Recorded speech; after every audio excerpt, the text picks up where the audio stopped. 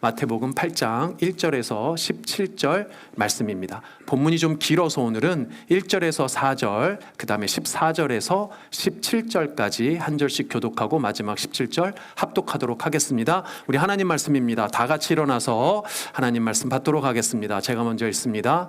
예수께서 산에서 내려오시니 수많은 무리가 따르니라. 한 나병 환자가 나와 절하며 이르되 주여 원하시면 저를 깨끗하게 하실 수 있나이다 하거늘 예수께서 손을 내밀어 그에게 대시며 이르시되 내가 원하노니 깨끗함을 받으라 하시니 즉시 그의 나병이 깨끗하여 진지라.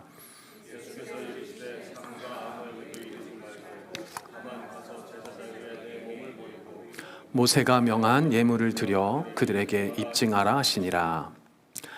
예수께서 베드로의 집에 들어가사 그의 장모가 열병으로 앓아 누운 것을 보시고 그의 손을 만지시니 열병이 떠나가고 여인이 일어나서 예수께 수종 들더라. 저물매 사람들이 귀신 들린 자를 많이 데리고 예수께 오거늘 예수께서 말씀으로 귀신들을 쫓아내시고 병든 자를 다 고치시니 우리 17절 함께 읽겠습니다. 이는 선지자 이사야를 통하여 하신 말씀에 우리의 연약한 것을 친히 담당하시고 병을 짊어지셨다 함을 이루려 하심이더라. 아멘. 앉아주시기 바랍니다. 제가 잠깐 기도하고 말씀 전하겠습니다. 참 좋으신 우리 아버지 감사합니다. 이렇게 화창하고 좋은 날 특별히 주님의 성일로 구별하여 우리에게 허락하시고 이 예배의 자리에 불러주셔서 주의 말씀의 은혜, 주님의 사랑하시는 그 마음을 마음껏 경험할 수 있도록 인도하시니 감사합니다. 주님께서 부르신 주님의 귀한 백성들에게 이 시간 말씀 전해주실 때 살아 역사하시는 성령 하나님께서 우리 가운데 감동케 하시며 전하는 자 듣는 자 모두가 주의 감화 감동하는 놀라운 은혜가 있을 수 있도록 주님 역사하여 주시옵소서. 부족하고 허물 많은 종을 오늘도 주님께서 세우셨으니 주의 종의 모든 죄악과 허물은 가리시고 아버지 하나님의 영광만 드러낼 수 있도록 주님 역사하여 주시옵소서. 감사드리며 예수님의 이름으로 기도드립니다. 아멘. 아멘. 우리 좌우 양옆으로 인사 나누겠습니다. 사랑합니다. 축복합니다. 네, 사랑합니다. 축복합니다. 너무 반갑습니다. 오늘은 약할 때 드러나는 은혜라는 제목으로 생명 역사의 중심에서다 우리 마태복음 강의 24번째 시간 이어가도록 하겠습니다. 마태복음 전체 강의 주제가 생명 역사의 중심에 서단데 우리 사랑하는 성도님들 한 분 한 분 모두가 다 하나님께서 써가고 계시는 인류 역사의 그 생명 역사에 여러분들 한 사람 한 사람이 다 서 계신 줄 믿습니다. 아멘. 네, 그 역사에 여러분들도 한 줄을 장식하는 혹은 한 페이지를 장식하는 놀라운 은혜가 있기를 주님의 이름으로 축복합니다. 아멘. 한번 말씀드렸던 것 같은데요. 제 아버지께서 제가 대학을 막 들어갔을 때 입학할 때 한 가지 딱 저에게 이제 하신 말씀이 있어요. 그게 뭐냐면 얘야 너 어디 가든지 뒷머리 긁적거리지 말아라 이렇게 얘기하셨어요. 뒷머리 긁적거리지 말라고 하셨거든요. 도대체 그 얘기를 왜 하시나? 뭐 뒷머리 긁적거리다가 뭐 비듬이 떨어지면 안 되나? 뭐 머리 안 감은 게 들통나니까 안 되나? 도대체 왜 그런 말씀을 하시나 몰랐는데 나중에 이제 여쭤보니까 아버지께서 뒷머리를 이렇게 긁적거리는 이 모양새가 되게 자신감이 없어 보인다 그러네요. 그래서 어디 가서 자신감이 없어 보이게 살지 말고 자신 있게 살아라 하는 이런 의도로 말씀을 해 주셨더랬습니다.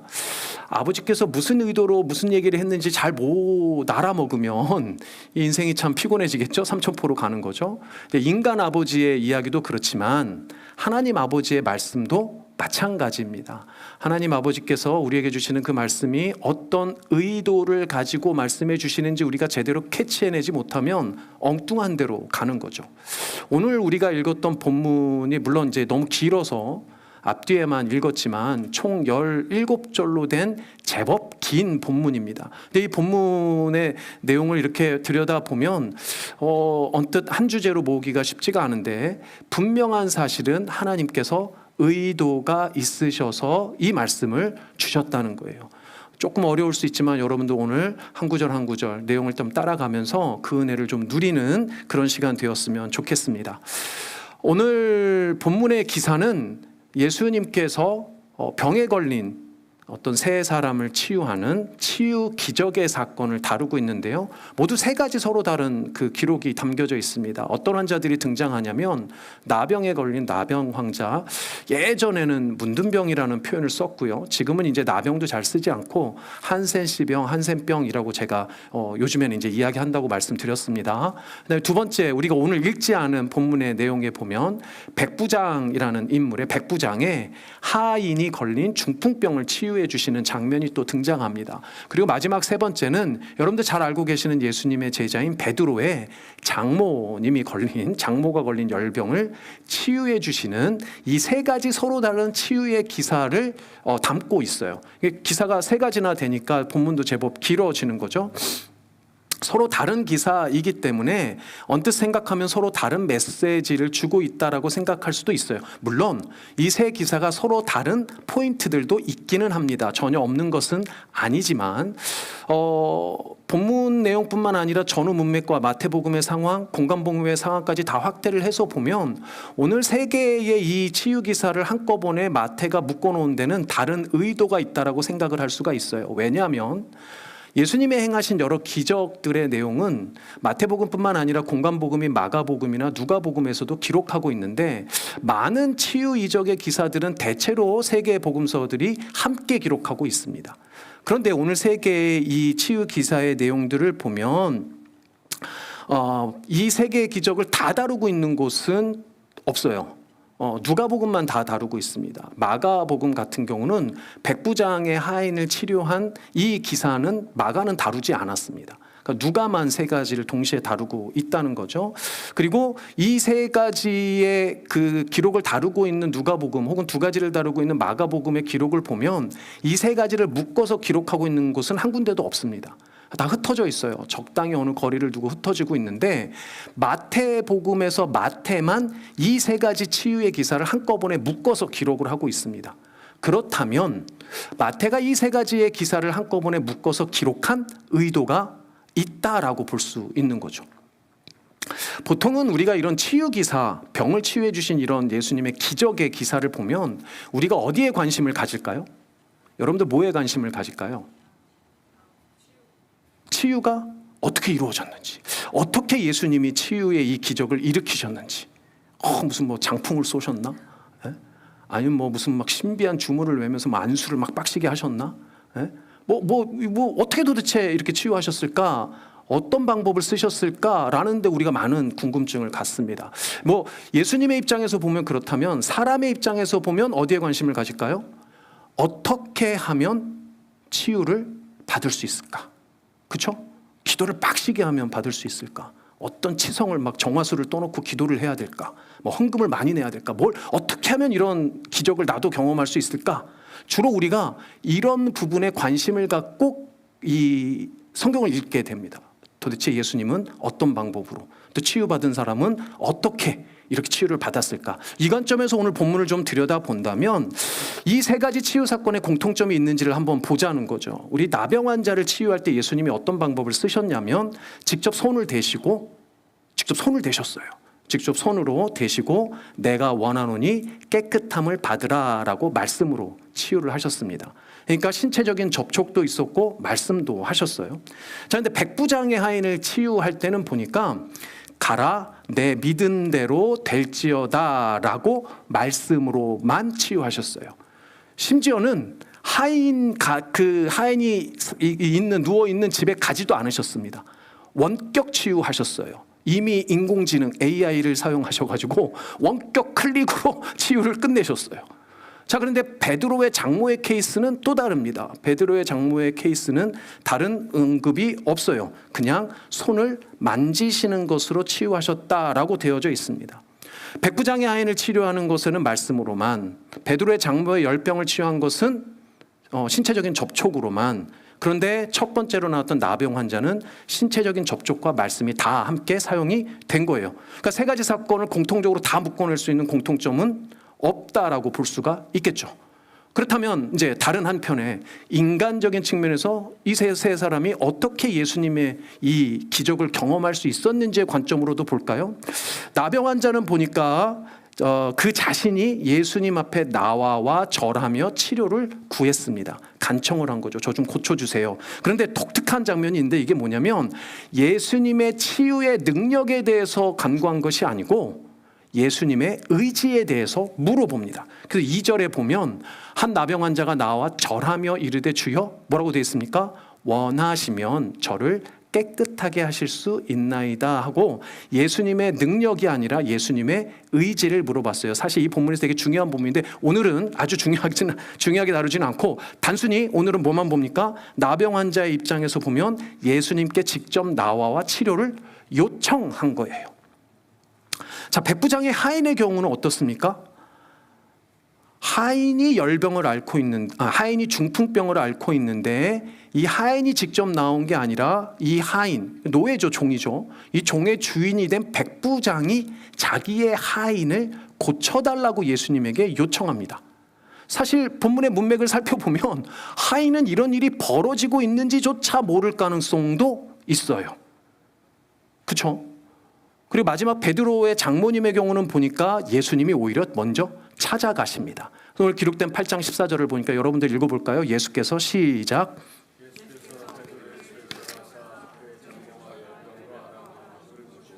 네, 그냥 베드로의 집에 들어갔어요. 들어갔는데 장모님이 열병을 알아두신 거를 보신 겁니다.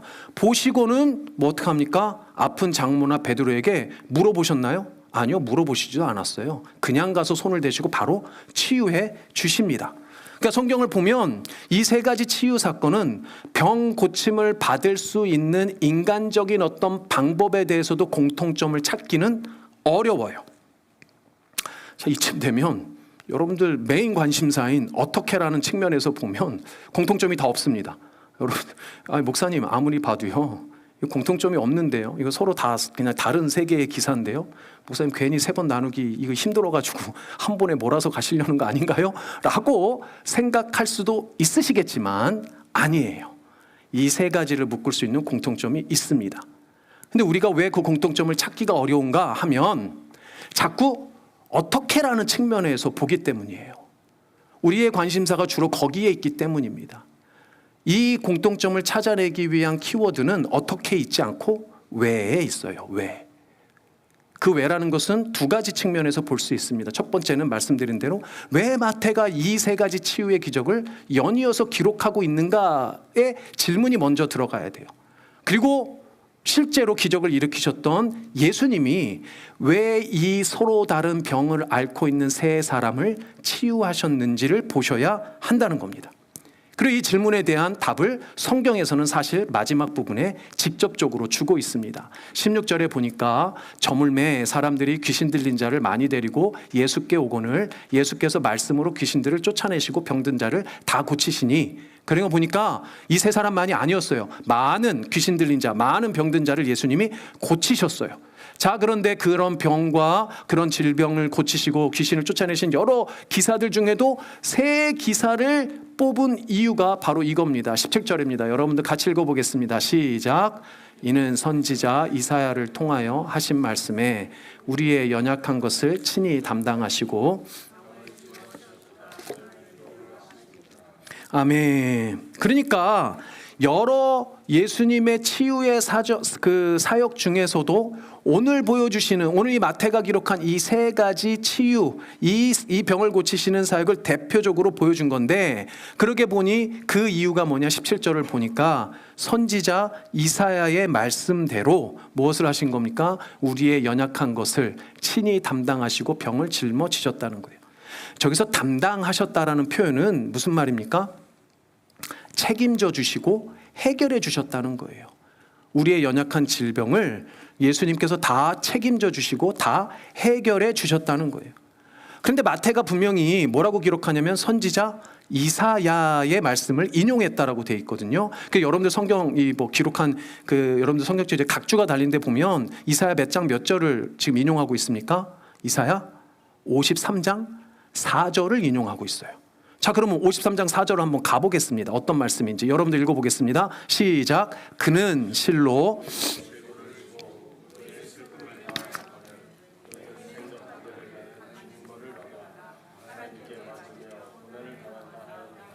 아멘. 자, 우리 앞에 마태가 얘기한 그 말씀과 인용한 이 말씀을 보니까 같나요? 아니면은 좀 많이 다른가요? 같나요? 아니면 조금 비슷한가요? 아니면 좀 많이 다른가요? 언뜻 보기에는 꽤나 달라 보입니다.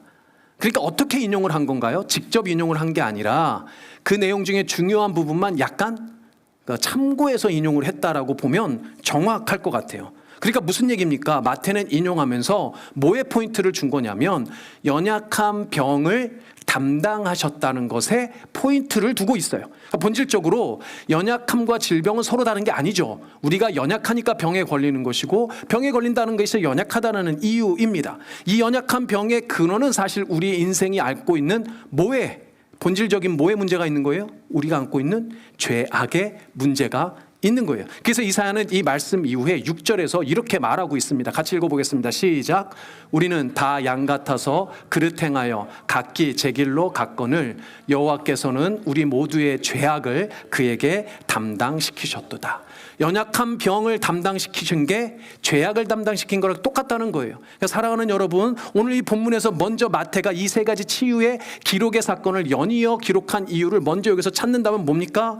죄로 인해 연약하게 된 우리를 담당해 주시는 분이 예수 그리스도라는 거예요.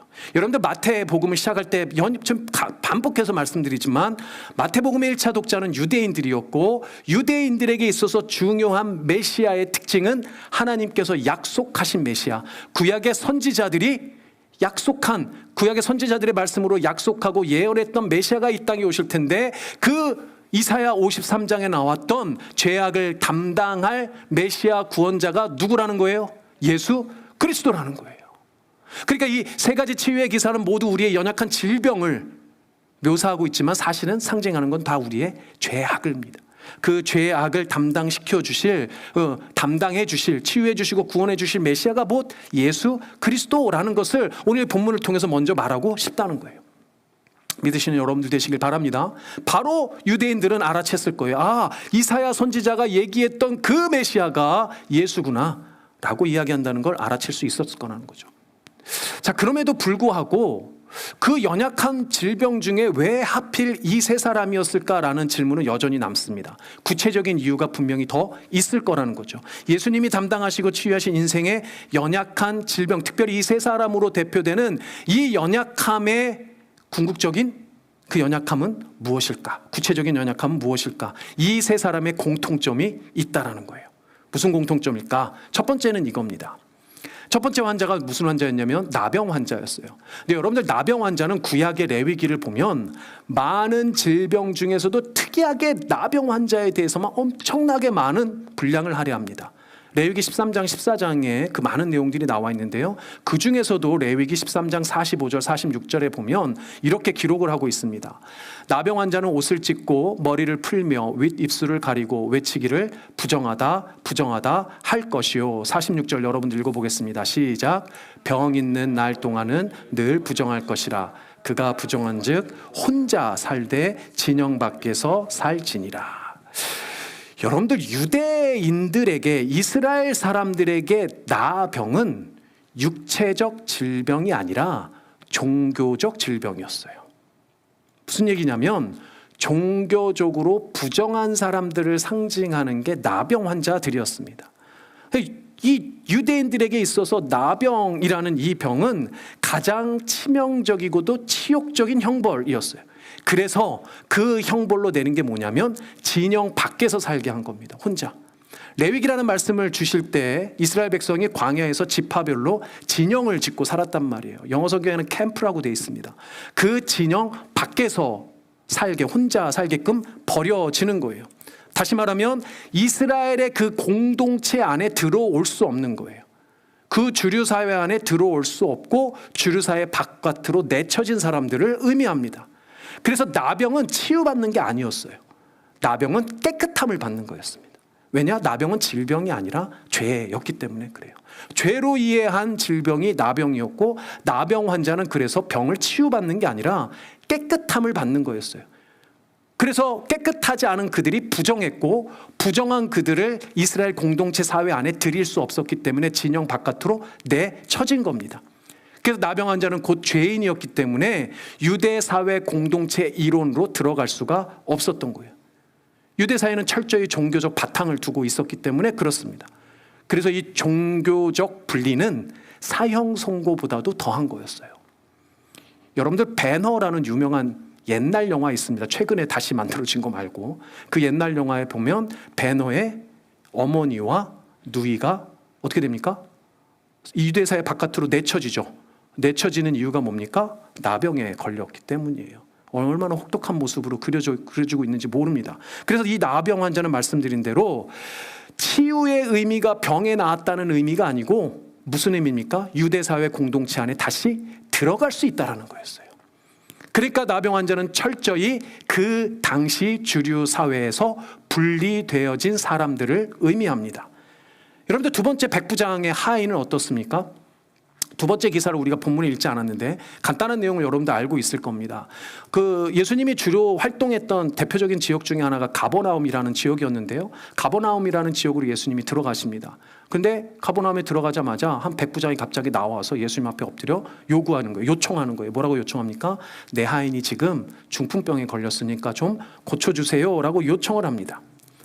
예수님이 7절에서 보니까 내가 가서 고쳐주겠다라고 말씀을 하세요. 근데 이 부분 번역이 조금 안 좋습니다. 조금 이따 좀 살펴볼 텐데 어쨌든 내가 가서 고쳐주겠다라고 말씀을 했어요. 그때 백부장이 뭐라고 답을 합니까? 아니요 예수님. 예, 감당하지 못하겠습니다. 나도 내가 부리는 사람들을 말씀으로만 부리니 예수님도 말씀으로만 하옵소서라고 이야기해요. 이 얘기에 예수님이 깜짝 놀라십니다. 깜짝 놀라시고 뭐라고 말씀하시냐면 이렇게 말씀하시죠. 예수께서 들으시고 놀랍게 여겨 따르는 자들에게 이르시되 내가 진실로 이르노니 이스라엘 중 아무에게서도 이만한 믿음을 보지 못하였노라 라고 말씀합니다. 여러분들 당시의 백부장은 이스라엘 사람이 아니었어요. 이스라엘 중에 이만한 믿음을 못 봤다라고 말씀하시는 것은 백부장은 이스라엘 사람이 아니라 이방인이었다는 거예요. 일반적으로 당시의 백부장들은 로마의 군인이었잖아요. 로마의 군인들은 대부분 로마 시민이었습니다. 그리고 유대 사람들이 아니라 대부분은 이방 사람이었어요. 백부장이 이방인이었으니 백부장이 부리는 하인은 당연히 이방인일 가능성이 높겠죠. 더더군다나 하인은 노예입니다. 신분적으로 자유롭지 않아요. 그러니까 이방인인 백부장에 이방인 노예인 하인의 중풍병을 고쳐주신 거예요. 이 사실을 강조하는 내용이 사실 오늘 본문에 담겨져 있는데 이 아쉬운 이 번역이 그것을 가려버렸습니다. 원래 7절에서 내가 가서 고쳐주리라 라고 하는 번역이 조금 이상하게 됐는데 NIV 버전은 정확히 번역을 했어요. 그래서 NIV 버전을 보니까 이렇게 번역을 해놨습니다. Jesus said to him, 뭐라고 되어 있습니까? 같이 읽어보겠습니다. 시작. Shall I come and heal him? 의문문으로 되어 있죠. 이게 우리말로 바꾸면 이런 식입니다. 네가 나보고 가서 그를 치료하라고 하는 거니? 개콘 버전으로 하면 내가? 너의 하인을 목소리가 안 나갖고 흉내가 안 됐잖아요. 그래서 조금 의역을 하면 이렇게 되는 거예요. 이방인인 네가 유대인의 선생으로 알려진 나에게 너의 하인을 치료하라고 하는 거니 지금? 말이 된다고 생각하니? 라고 물어보는 거예요. 무슨 말인지 이해되세요?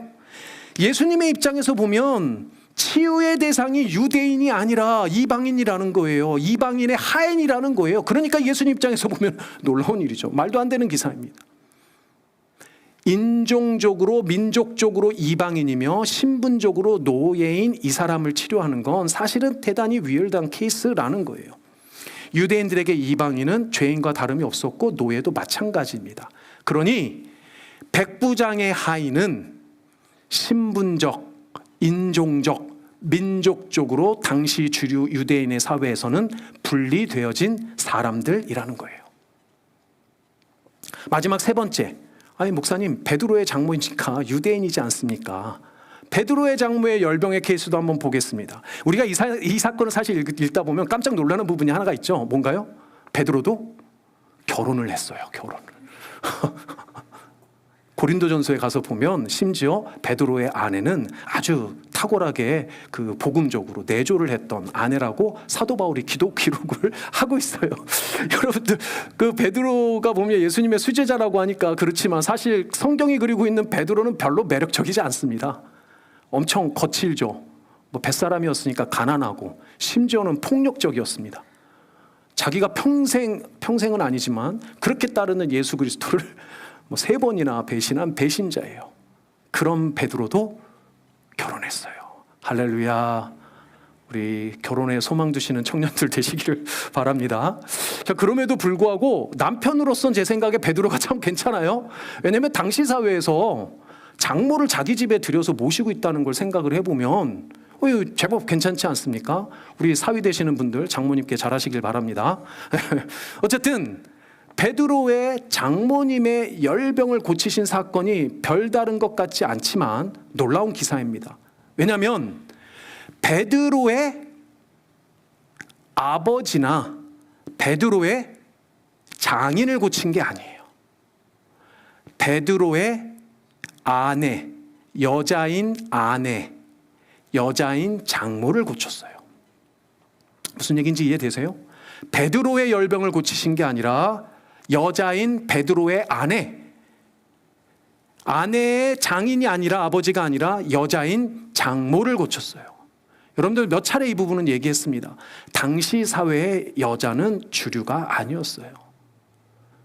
여자는 당시에, 미안한 얘기지만 당시에 사람 취급을 받지 못했단 말이에요. 심지어는 사고 파는 대상까지 갔었던 그 존재가 여자라는 존재였어요.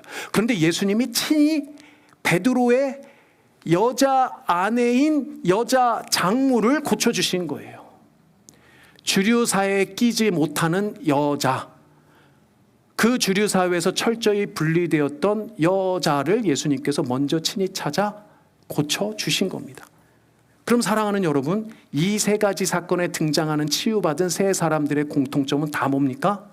그 당시 주류사회에 끼지 못하는 철저한 주변인들, 분리되었던 사람들, 이방인들, 이민자랑 똑같은 사람이라는 거예요. 함께 있지만 그 안에 끼지 못하고 언제나 주변을 맴돌고 있는 사람들, 심지어 버림받은 사람들, 외면받은 사람들이 저 세 사람의 공통점이라는 겁니다. 설교를 준비하면서 이렇게 정리하니까 바로 저는 여러분들이 생각나고 우리가 생각났습니다. 사랑하는 여러분, 이 땅 가운데 이민자로 살고 있는 우리를 예수님이 철저히 먼저 다가오셨어요. 이 사회의 주류의 사회, 이 미국이라는 사회에서 주류 사회에 끼기 무척 힘든 이방인과 같은 우리를 예수님이 먼저 생각해 주셨다는 거예요. 사실 지금 이 나라의 이민자로 살면서 점점 이 불안도가 급증하고 있지 않습니까? 어떤 그 대학 다니는 청년에게 그런 얘기를 들었어요. 목사님, 그래도요 학교 다니다 보면요 그들만의 리그는 따로 있어요. 그 주류의 어떤 뭐가 따로 있나 봐요. 거기에는 같은 학교 다녀도 끼지 못한다는 거죠. 이 땅 가운데 수십 년을 살았던 시니어분들도 종종 그런 얘기를 하십니다. 목사님, 그렇게 오래 살고 미국 사람들과 어울려 살지만 그 사람들과 깊은 어떤 것은 나누기가 너무 어려워요. 그들 안에 끼기가 너무 어렵다는 겁니다. 물론 주류사회에 잘 어울려서 사시는 분들도 있고 결국은 또 우리가 이렇게 어울려서 같이 살아가야 합니다. 그럼에도 불구하고 이 땅 가운데 이민자로 살고 있는 어려움과 또 외로움은 그건 어떻게 할 수 없는 부분이라는 거죠. 근데 그것을 누가 잘 알고 계세요? 예수님께서 가장 잘 알고 계신다는 겁니다. 근데 그게 우리만의 문제가 아니더란 거예요. 제가 이번에 한국에 들어갔을 때 만나는 사람마다 우리 교회에 대해서 이민자에 대한 비전을 꿈꾸고 있는 우리의 비전에 대해서 막 이렇게 알렸어요. 정말 많은 사람들이 공감했습니다. 그리고 놀라운 사실을 한 가지 발견했는데 뭐냐면 한국의 사회도 지금 이민자들에 대한 고민이 많아요. 한국에도 지금 많은 외국인 노동자들이 들어오고 있고 지방의 중소도시에는 10% 넘는 이 외국인 노동자, 말하자면 한국 사회에 살고 있는 이민자들이 있다는 거죠. 우리와는 다른 입장에서 한국인들도 한국 교회들도 고민하고 있고 기도하고 있습니다. 여러분들 어느 땅에 가나 이민자들은 다 존재해요. 어느 땅에 가나 다 이방인들은 존재합니다. 그런데 예수님은 그 어느 땅에 가시나 가장 외면받고 버림받고 소외받고 있는 그 이방인들에게 관심을 두고 계신다는 거예요. 할렐루야, 여기에 우리에게 주시는 하나님의 위로가 있는 줄 믿습니다. 여러분들, 이 땅을 살아가는 그리스도인들은 결국 하늘의 시민이며 이 땅에서는 나그네와 같은 존재들이에요. 그런데 그 나그네와 같은 우리를 예수님께서 친히 담당해 주신다는 거예요. 우리의 외로움도, 우리의 연약함도, 우리의 부족함도, 우리의 소외감도, 우리의 어려움도 예수님께서 다 감당해 주신다는 거예요. 사랑하는 여러분, 예수님께서 이렇게 나병 환자를, 백부장의 하인을, 베드로의 장모를 찾아오셨다는 건 바로 여러분들 한 사람 한 사람을 지금 이 순간 예수님이 눈여겨보시며 찾아봐 주시며 여러분들의 연약함을 담당해 주신다는 거예요. 믿으시는 여러분들 되시기를 바랍니다. 아멘. 예수님이 이 땅에 사는 외면받은 나그네와 같은 우리의 연약함을 친히 담당해 주시고 그것을 위로해 주시며 치유하시고 회복시켜 주실 줄 믿습니다. 아멘. 그런데 여기서 멈추면 좀 아쉽죠. 왜 아쉬워요? 연약함은 연약함으로 끝나잖아요. 그런데 놀라운 것은 우리가 이 연약함을 깨닫고 인정할 때 예수님께서는 우리에게 더한 예수 그리스도의 강함으로 세워주신다는 겁니다. 사실 우리도 나병 환자나 백부장 하인이 겪고 있는 중풍병이나 베드로 장모가 겪고 있는 열병과 마찬가지의 병을, 연약함을 똑같이 갖고 있습니다. 중요한 사실은 이 연약함을 우리 스스로는 어떻게 할 수 없다라는 것을 철저히 인정해야 된다는 거예요. 이 연약함을 해결해 주실 수 있고 담당해 주실 수 있는 분은 예수 그리스도밖에 없다라는 것을 우리가 인정하는 게 첫걸음이라는 거예요. 바로 이 연약함을 깊이 깨닫고 하나님 앞에 나아가는 게 너무너무나도 중요합니다. 최근 한국에서 많이 공감받고 있는, 이 표현이 딱 맞아요. 그냥 인기 있다라는 것보단 공감받고 있는 그 노래가 하나 있더라고요. 제가 이렇게 얘기하면 혹시 아시는 분이 있을지 모르겠는데 제목이 야, 할렐루야, 야, 성령 하나님께서 교감시켜 주신 줄 믿습니다. 깨닫게 하신 은혜가 할렐루야입니다. 네, 나는 반딧불이라는 노래가 인기를 얻는 것을 너무 공감을 얻고 있더라고요. 그 가사가 이렇습니다. 나는 내가 빛나는 별인 줄 알았어요. 한 번도 의심한 적 없었죠. 몰랐어요, 난 내가 벌레라는 것을. 그래도 괜찮아, 난 눈부시니까. 하늘에서 떨어진 별인 줄 알았어요. 소원을 들어주는 작은 별. 몰랐어요, 난 내가 개똥벌레라는 것을. 그래도 괜찮아, 나는 빛날 테니까. 반딧불, 개똥벌레 보기 어려운 한국보다 이제 조금 있으면 이곳에 이제 반딧불 많이 나올 텐데 우리가 훨씬 공감하기 쉽지 않을까 싶습니다. 평생 자기는 별인 줄 알고 살아왔는데 어느 날 문득 딱 보니까 자기는 벌레라는 것을 깨달았다는 노래입니다. 이 노래를 쓴 사람이 저기 보니까 황가람이라는 이 가수예요. 오랫동안 문명의 시간을 겪다가 이 노래로 히트를 쳐가지고 이제 사람들에게 좀 이제 많이 알려졌다고 합니다. 이 무명 생활을 특히 이제 서울의 상경에서 하면서 몇 개월 이상을 노숙을 또 했다고 그래요. 돈이 너무 없어가지고 잠을 자기가 너무 어려우니까 뭐 이제 거처가 없으니까요. 찜질방이라도 가서 이제 자려고 가봤더니 찜질방이 이제 6,000원이래요. 6,000원이 없어가지고 여기서는 안 되니까 안 돼가지고 이게 걸어서 올라가다 보니까 옥상까지 갔더랍니다. 그 찜질방 있는 건물의 옥상이니까 뭐가 있겠어요? 물 데우는 그 굴뚝이 있잖아요. 그 굴뚝 옆이 따뜻해서 거기에서 잠을 자고 그랬다고 해요. 얼마나 어려운 시간을 보낸 겁니까? 그래도 포기하지 않고 열심히 그가 몇 년을 버틸 수 있었던 건 아마도 그런 생각이었겠죠. 스스로에 대해서 야, 나는 그래도 빛나는 별이야. 나는 그래도 어떻게든 할 수 있어 라는 이런 희망을 이렇게 마음속에 품고 살았을 거예요, 아마도. 그런데 어느 순간 확 깨달은 겁니다. 알고 보니까 나는 빛나는 별이 아니고 벌레였네. 이런 자각을 확 하게 됐더라는 거예요. 그래서 쓴 노래가 이 노래고, 그래서 이 노래 때문에 히트 쳐가지고 진짜 지금은 별이 된 거예요. 근데 제가 확신까지는 조금 많이 갔나요? 제가 짐작컨대 이분은 성경을 읽어봤을 것 같아요. 왜냐? 시편 22편에 보니까 다윗이 정확히 그렇게 노래했어요. 우리 같이 읽어보겠습니다. 시작. 나는 벌레요, 사람이 아니라 사람의 비방거리요 백성의 조롱거리니이다. 모든 인생의 창작물들은요 결국 하나님께서 아이디어를 주신 거예요. 여러분들 성경이 그리고 있는 가장 탁월한 하나님의 사람 중에 하나라고 일컫는 다윗이 그의 인생에 사람들에게 비방거리가 되고 조롱거리가 되었던 적들이 있습니다. 특별히 아들 압살롬에게 쫓겨서 그가 살고 있던 주류 그 왕궁과 예루살렘에서 피난해 도피했던 시기들이 있었어요. 그 도피했던 시기에 그가 문득 깨달은 겁니다. 야, 나는 왕인 줄 알았는데, 나는 빛나는 별인 줄 알았는데 아니구나, 나는 벌레구나. 나는 참 대단한 사람인 줄 알았는데 아니, 나는 참 별 볼 일 없는 존재구나. 나는 연약한 벌레에 불과하구나. 사람 축에도 못 끼는구나. 라는 그 자각과 인정이 다윗에게 있었다는 거예요. 근데 저 놀라운 자각, 놀라운 인정 이후에 그제서야 다윗이 뭘 깨닫습니까? 이 말씀을 깨닫습니다. 이렇게 그의 인생이 방향을 갖게 됩니다. 같이 읽어보겠습니다. 시작. 여호와여 멀리하지 마옵소서. 나의 힘이시여 속히 나를 도우소서. 할렐루야. 내가 벌레임을 인정해야 하나님의 힘을 구하게 돼요. 나의 연약함을 인정하고 하나님 앞에 나아갈 때 하나님의 은혜를 경험하게 됩니다. 우리 자신이 벌레와 같이 연약한 존재라는 것을, 이 연약한 죄악을 내가 해결할 수 없다라는 것을 철저하게 자각하고 인정해야 나의 왕이신 아버지 하나님께서 나의 힘이시고 나의 피난처 되신다라는 것을 그제서야 그 은혜를 경험할 수 있다라는 거예요. 그러니까 사랑하는 여러분, 예수를 믿는 우리의 이 연약함은 절대로 거기서 멈추지 않아요. 우리는 연약하나 강하신 예수님께서 우리에게 힘 주실 줄 믿습니다. 우리가 연약함을 고백하는 게 시작이에요. 그러면 강하신 예수님께서 우리에게 힘을 주실 겁니다.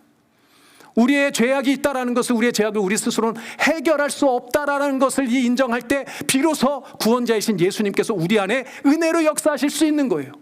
그러니까 여러분, 내가 해결할 수 있다는 사람, 내가 강해서 아직도 나를 주장하는 사람은 예수 그리스도의 은혜가 끼어들 틈이 없는 거예요. 아직도 이 땅 가운데 내 힘으로 살아가고 있는 사람은 하나님의 힘이 필요 없어요. 예수의 힘이 필요가 없다는 거예요. 예수님은 결국 작고 작은 우리를 크게 하실 겁니다. 연약한 우리를 강하게 하실 거예요. 누가요? 예수님이.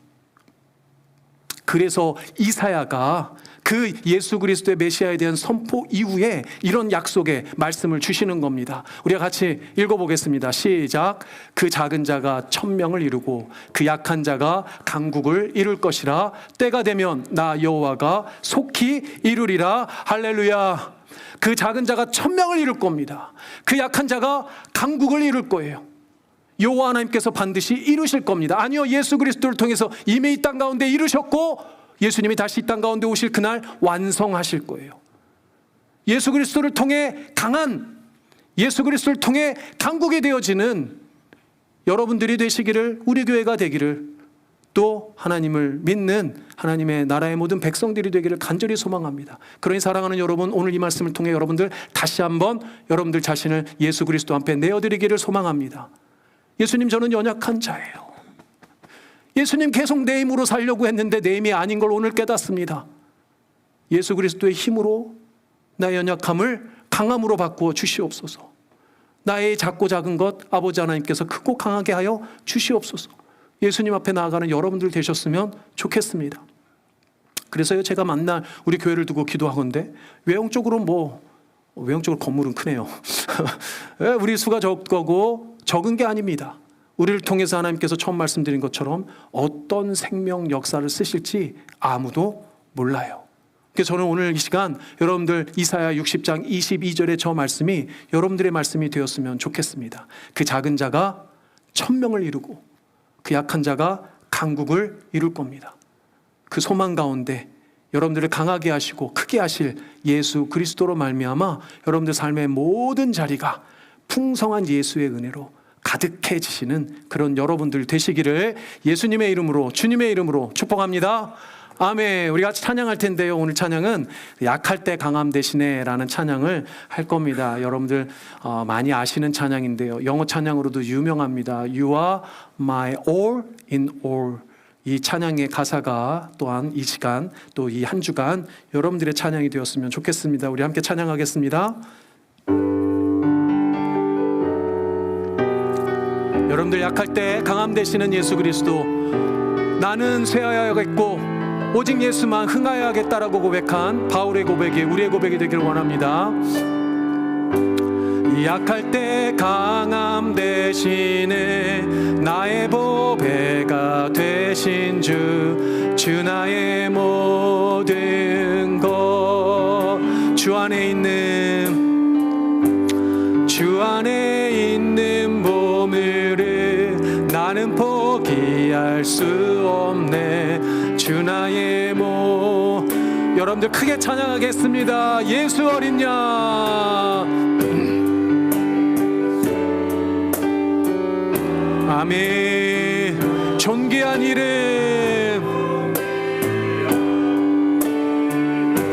아멘. 예수 어린 양. 예수 어린 양. 존귀한 십자가 죄 사하셨네. 십자가 죄 사하셨네. 아멘. 주 나의 모든 것. 여러분들 마음을 다하여 쓰러진 나를 세우십니다. 쓰러진 나를 나의 빈잔을 채우네. 나의 빈잔을 채우네. 주 나의 모든 예수 어린 양. 예수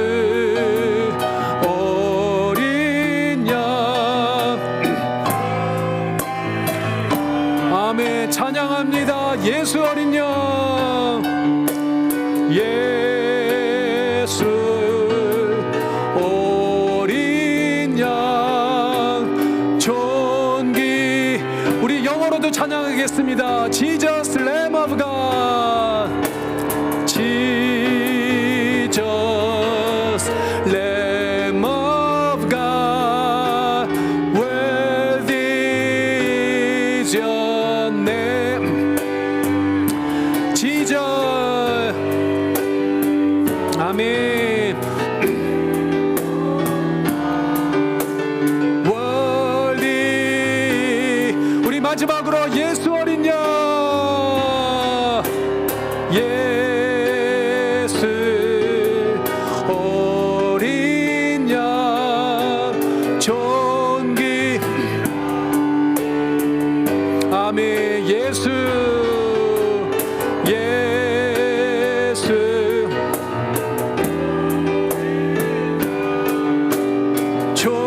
존귀한 이름. 아멘. 아멘. 여러분들 이 시간 잠깐 주님 앞에 여러분들 간절한 마음으로 오늘 주신 말씀과 또 이 찬양을 생각하며 여러분들 각자 주님 앞에 나아가는 시간 되시길 소망합니다. 주님, 저의 연약한 모습이 있습니다. 여러분들 각자의 연약함을 주님 앞에 내어놓길 소망합니다. 벌레와 같은 나에게 주님 찾아오셔서 생명의 소망 되어 주시고 모든 약한 것, 연약한 것 담당하여 주셔서 강함이 되게 하여 주시니 감사합니다. 이 시간 나의 연약함을 주님 앞에 내어놓습니다. 제가 참 몸이 약합니다.